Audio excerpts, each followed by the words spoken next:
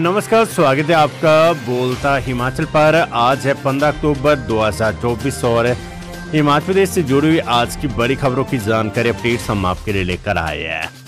Last तक आप इस न्यूज बुलेटिन को जरूर देखिएगा। वीडियो अच्छी लगी वीडियो को लाइक कर दीजिएगा और हमारे चैनल बोलता हिमाचल को आप सब्सक्राइब जरूर करें। पेश है आज की सबसे बड़ी खबरें।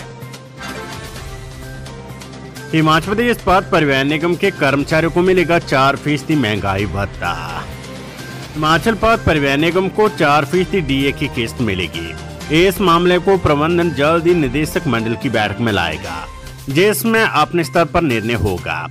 ये आश्वासन एचआरडीसी के प्रबंधन ने कर्मचारियों की ज्वाइंट एक्शन कमेटी के नेताओं को दी है, जिनके साथ सोमवार को प्रबंध निदेशक रोहन चंद ठाकुर ने बैठक की है।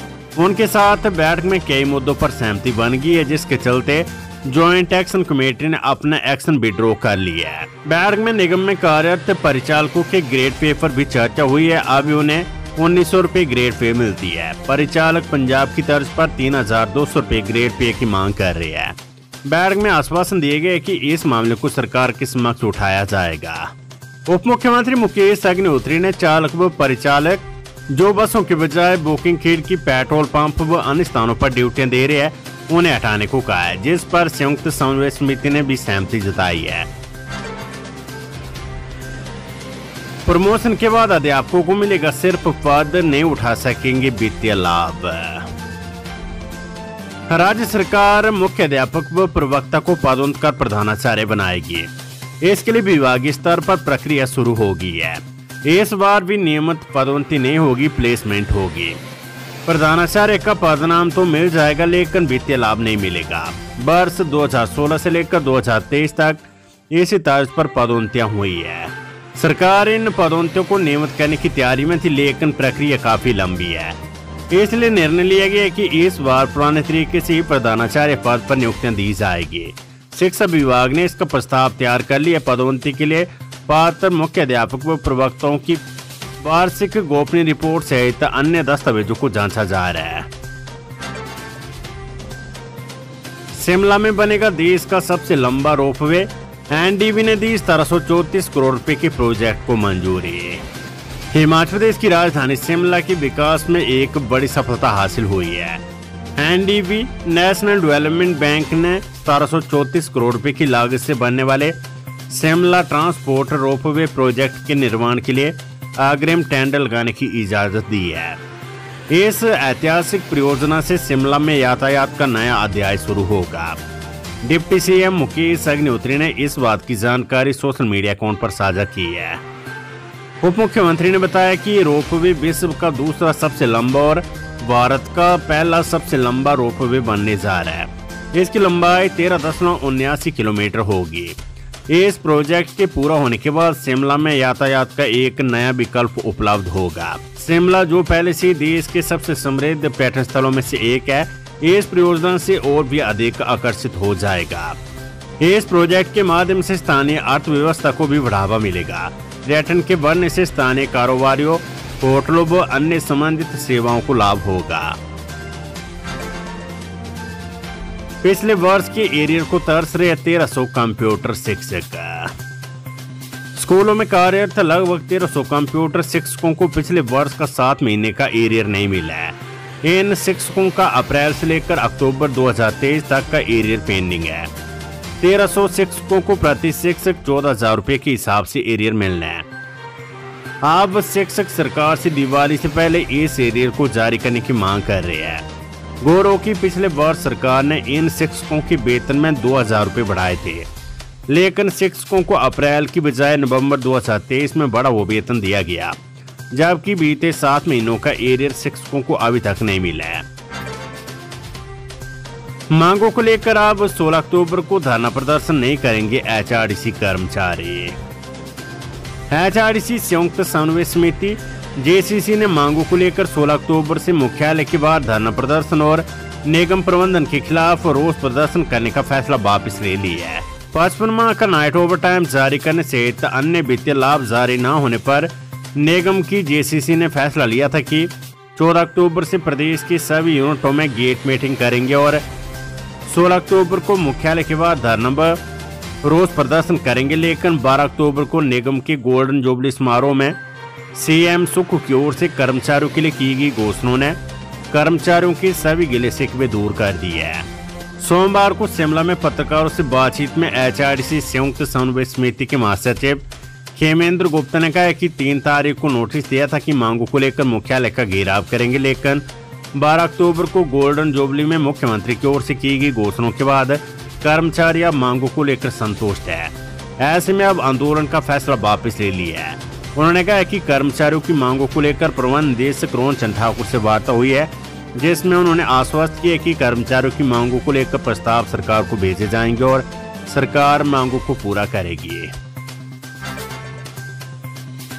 मुख्यमंत्री सुक्खू ने कनाडा में बसे हिमाचली प्रवासियों से हरित ऊर्जा परियोजनाओं में निवेश का किया आह्वान।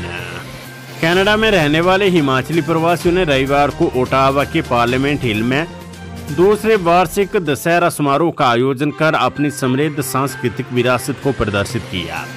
इस अवसर पर सीएम सुक्खू ने एक विशेष वीडियो संदेश के माध्यम से हिमाचली प्रवासियों को बधाई दी और उन्हें राज्य के विकास में योगदान देने, विशेषकर हरित ऊर्जा परियोजनाओं में निवेश करने का आह्वान किया। हिमाचल प्रदेश के सरकारी डिपो में अब अगले महीने से दालें महंगी दरों पर मिलेगी। राज्य सरकार डिपो में 3 दालें देती है, जिसमें से दाल चना महंगा होने वाला है। केंद्र सरकार ने एक योजना के तहत राज्यों को दाल चना सस्ती दरों पर दी और करीब 8 महीने से योजना चल रही थी, मगर अब केंद्र सरकार ने अपनी योजना को बंद कर दिया है। ऐसे में अब दालों के मूल्य पर असर पड़ेगा और दाल चना जो यहाँ पर गरीबी रेखा से नीचे बीपीएल परिवारों को 38 रुपए प्रति किलो में मिल रहा था, भी अब महंगा हो जाएगा। इसके साथ एपीएल को दाल चना 48 रुपए प्रति किलो में दिया जा रहा था, जिसके दाम भी बढ़ जाएंगे। अभी राज्य का सिविल सप्लाई कॉर्पोरेशन केंद्र सरकार से नई दरों पर दालें आने का इंतजार कर रहा है। इस महीने वर्तमान दरों पर ही दालें दी जाएगी, लेकिन अगले महीने से नए रेट पर दालें मिलेगी। सिविल सप्लाई कॉर्पोरेशन ने इसकी जानकारी सरकार को भेज दी और बता दिया कि केंद्र से सस्ती दालों को लेकर चल रही योजना बंद हो गई है।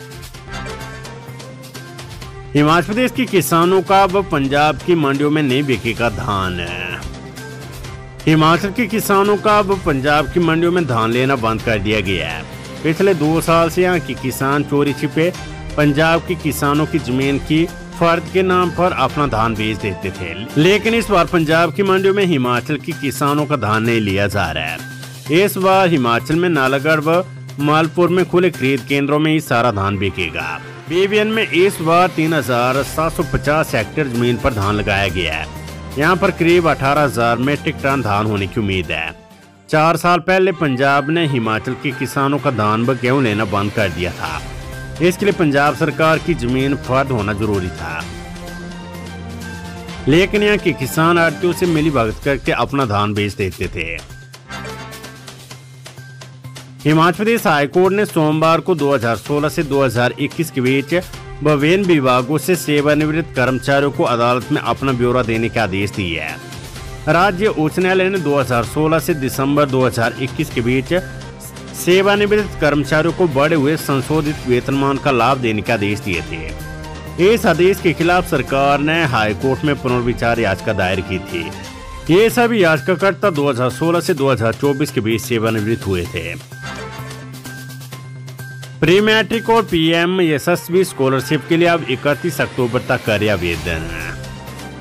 भारत सरकार ने केंद्र प्रायोजित स्कॉलरशिप स्कीम के लिए आवेदन की समयावधि को बढ़ाया है। इसके तहत pre matric scholarship for SC and ST student और PM Yashasvi pre matric scholarship scheme for OBC, EBC और DNT स्टूडेंट स्कॉलरशिप स्कीम के लिए छात्र नेशनल स्कॉलरशिप पोर्टल पर 31 अक्टूबर तक आवेदन कर सकेंगे। इसके अलावा प्री मैट्रिक स्कॉलरशिप स्कीम दिव्यांग वर्ग के लिए छात्र 15 अक्टूबर तक पोर्टल पर आवेदन कर सकते हैं। मंडी मस्जिद मामला अवैध निर्माण हटाने के आदेशों पर फिलहाल रोक, 10 दिन बाद केस की अगली सुनवाई। नगर नियोजन विभाग के प्रधान सचिव देवेश कुमार ने जेल रोड स्थित मस्जिद में अवैध निर्माण हटाने के नगर निगम काम निदेशक TCP मंडी के आदेशों पर अगली सुनवाई तक स्थगनादेश जारी किया है। प्रधान सचिव ने निगम को मस्जिद की संपत्ति को लेकर किसी भी तरह की कार्यवाही करने से रोक लगा दी है। प्रधान सचिव ने प्रतिवादियों को 3 दिन में पक्ष रखने और संबंधित रिपोर्ट पेश करने के निर्देश दिए हैं। 10 दिन बाद मामले में अगली सुनवाई होगी। खबर शिक्षा विभाग से स्पेशल एजुकेटर भर्ती नियमों में संशोधन की मांग। राज्य के शिक्षा विभाग में भरे जा रहे शिक्षा विभाग में स्पेशल एजुकेटर के 245 पदों के लिए स्पेशल एजुकेटर संघ ने भर्ती नियमों में संशोधन करने की मांग की है। अपर प्राइमरी 6 से 12 कक्षाओं के लिए स्पेशल एजुकेटर की मांग है कि नए RNP रूल्स को उन पर लागू न किया जाए। इसमें कविता वर्मा, शैलजा, विवेकानंद, ब्रिजेश, रीना सहित अन्य शिक्षकों ने प्रदेश सरकार से मांग उठाई कि 14 साल से स्कूलों में काम कर रहे इन शिक्षकों को भर्तियों में प्राथमिकता दी जाए और इनके साथ पक्षपात न किया जाए। इन नियमों में कहा गया कि जिन अभ्यर्थियों के स्नातक में 50% अंक नहीं है तो उनके पोस्ट ग्रेजुएशन में 50% अंक होने चाहिए। Weather update. पहाड़ों पर गिरा पारा, 5 शहरों का तापमान 10 डिग्री सेल्सियस। अधिक ऊंचाई वाले हिस्सों में तापमान में हल्की गिरावट दर्ज की गई है। 5 शहरों का तापमान 10 डिग्री सेल्सियस के आसपास बना हुआ है। हुक्मशेरी में 1.9 डिग्री सेल्सियस तापमान दर्ज किया गया है, जबकि केलांग में 3 और कल्पा में 5.4 डिग्री सेल्सियस तापमान दर्ज हुआ है। बीते 24 घंटे के दौरान प्रदेश भर के तापमान में 2 डिग्री सेल्सियस की कमी दर्ज की गई है। हालांकि दिन के समय का तापमान भी तेजी से कम हो रहा है। पहाड़ी इलाकों समेत मैदानों में पारा 3 डिग्री सेल्सियस तक कम हो गया है। मौसम विभाग ने आगामी 1 सप्ताह तक कोई बड़ा बदलाव न होने की बात कही है। हालांकि मौसम के शुष्क बने रहने की वजह से तापमान में गिरावट जरूर देखने को मिलेगी।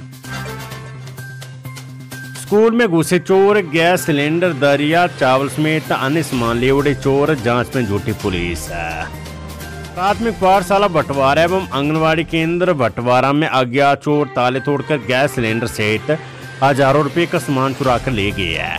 स्कूल में 2 दिन की छुट्टी होने के कारण ये चोरी कब हुई इस बारे में कुछ कहा नहीं जा सकता है। वहीं इस संदर्भ में स्कूल प्रबंधन ने पुलिस में शिकायत दर्ज करवा दी है।